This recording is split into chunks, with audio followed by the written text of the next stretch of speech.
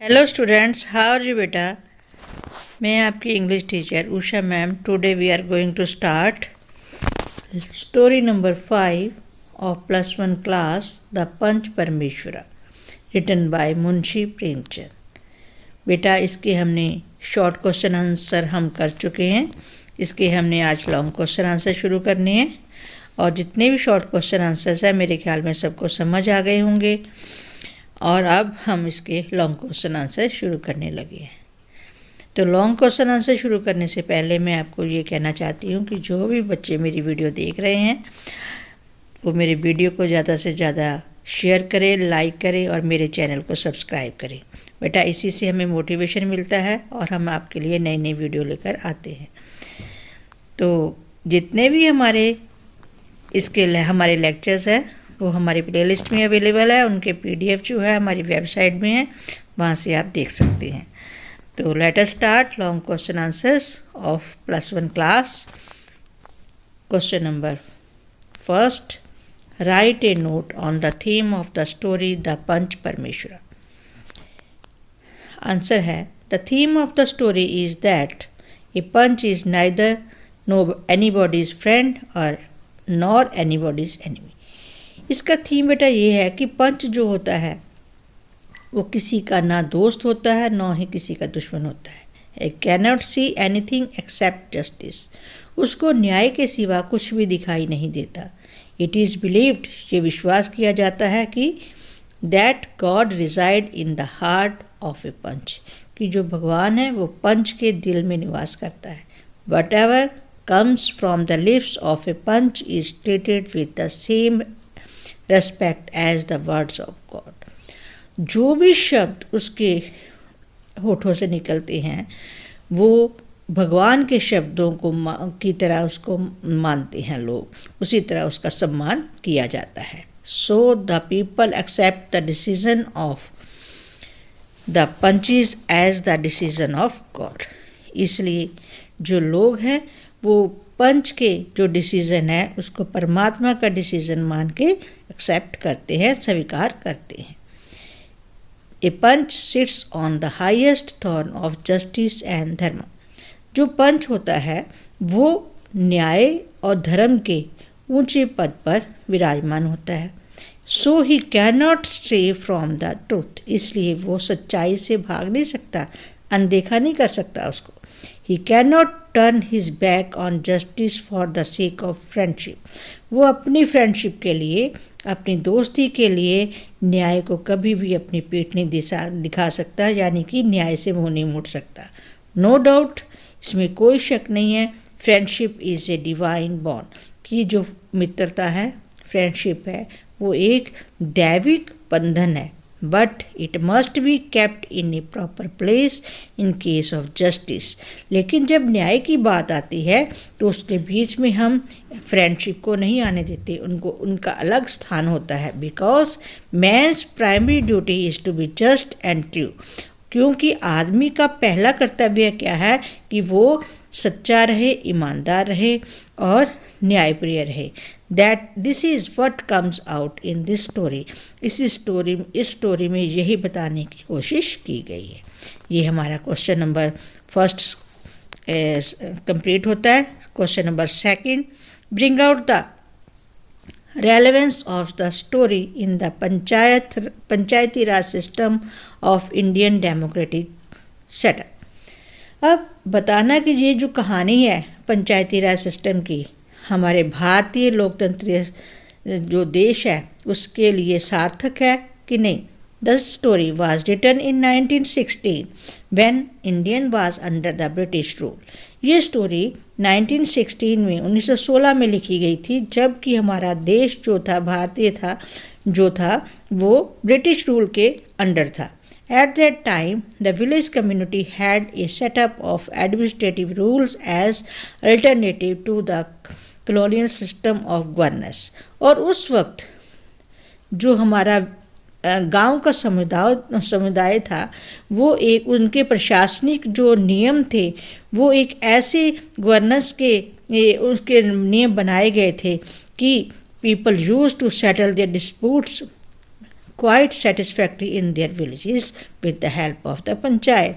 और लोग जो है अपने झगड़ों का निपटारा जो होता है गांव में, वो पंचायत की सहायता से उसको निपटा लेते थे और उनको सेटल कर लेते थे, और उनसे वो संतुष्ट भी थे। They never went to the court to find solution to their problem. वो कभी भी कोर्ट में नहीं जाते थे अपने सोल्यूशन, अपनी प्रॉब्लम्स को का समाधान करने के लिए। Today even when India has become a democratic country, आज जब हमारा भारत जो है लोकतंत्रीय देश है, the Panchayati Raj system still prevail in its rural area.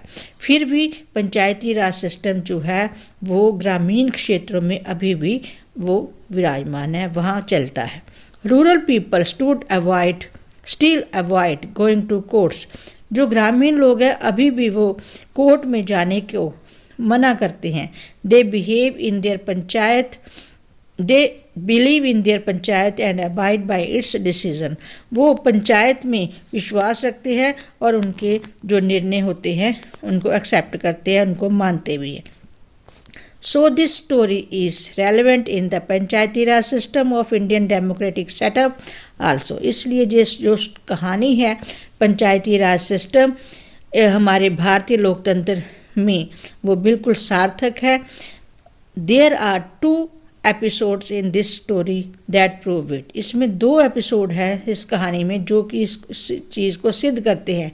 One is the dispute between Jumman Sheikh and the old aunt and his old aunt.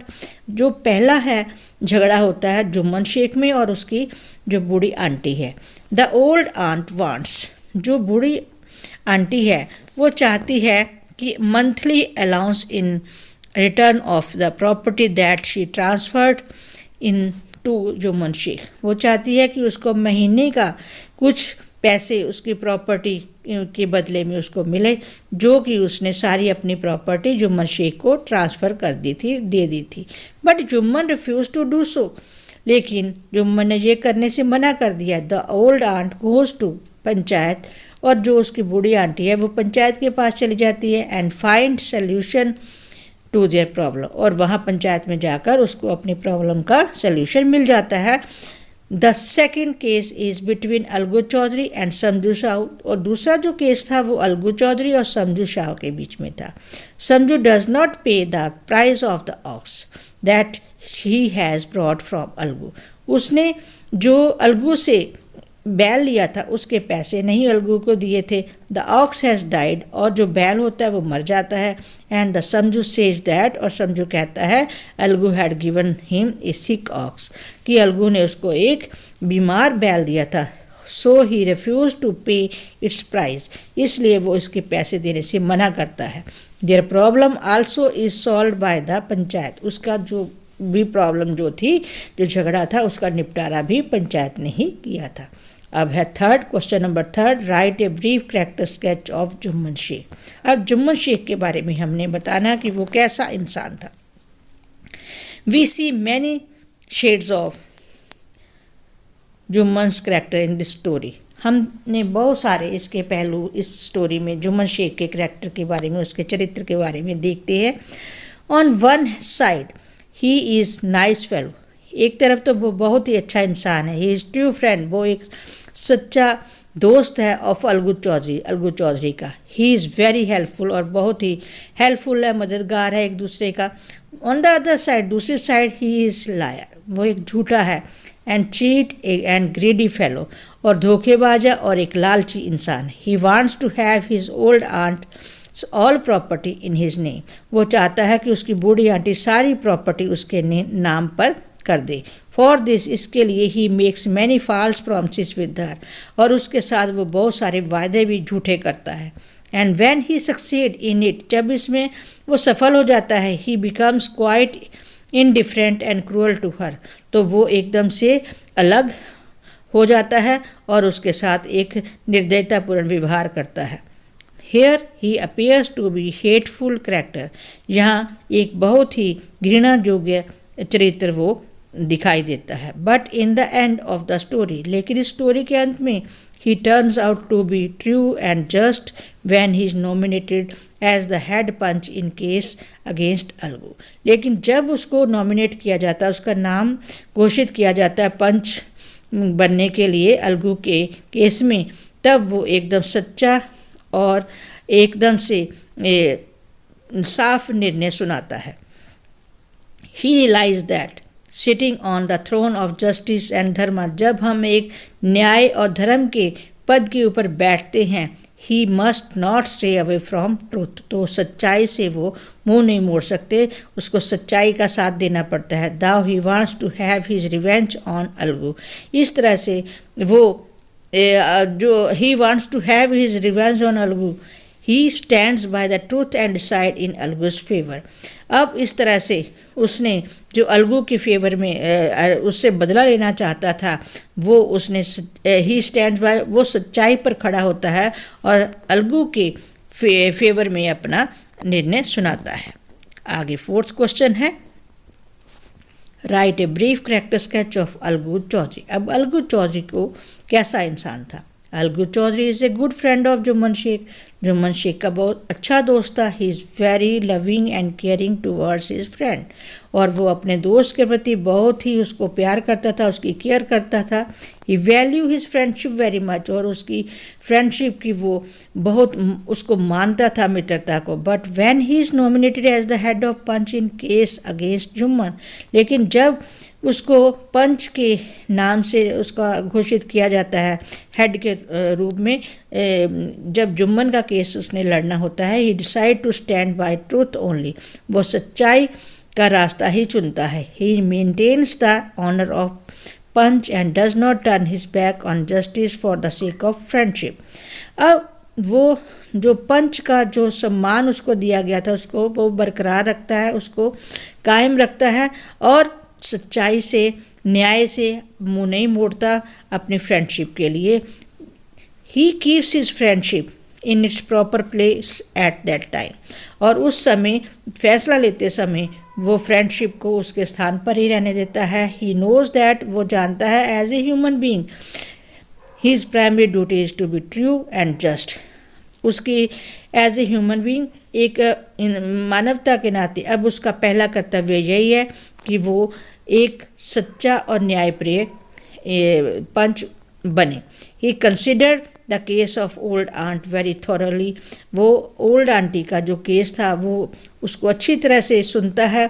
Gives his decision against और जुम्मन के against वो अपना निर्णय सुनाता है। He never leaves his normal value in any condition, और वो अपनी जो नैतिक महत्ता है वो कभी भी अपनी इस कंडीशन में छोड़ना नहीं चाहता। और Algu is loving caring not only towards his fellow beings, अब जो अलगू है ना केवल वो मानवता के लिए केयरिंग और लविंग है, प्यार करता है मानवता को और उसका ध्यान भी रखता है, बट आल्सो टूवर्ड्स एनिमल्स, जानवरों के प्रति भी उतना ही वफादार है। At this his home house his oxen are looked after very well, उसके घर में जो बैल थे उनका वो बहुत अच्छी तरह से ध्यान रखता था। He takes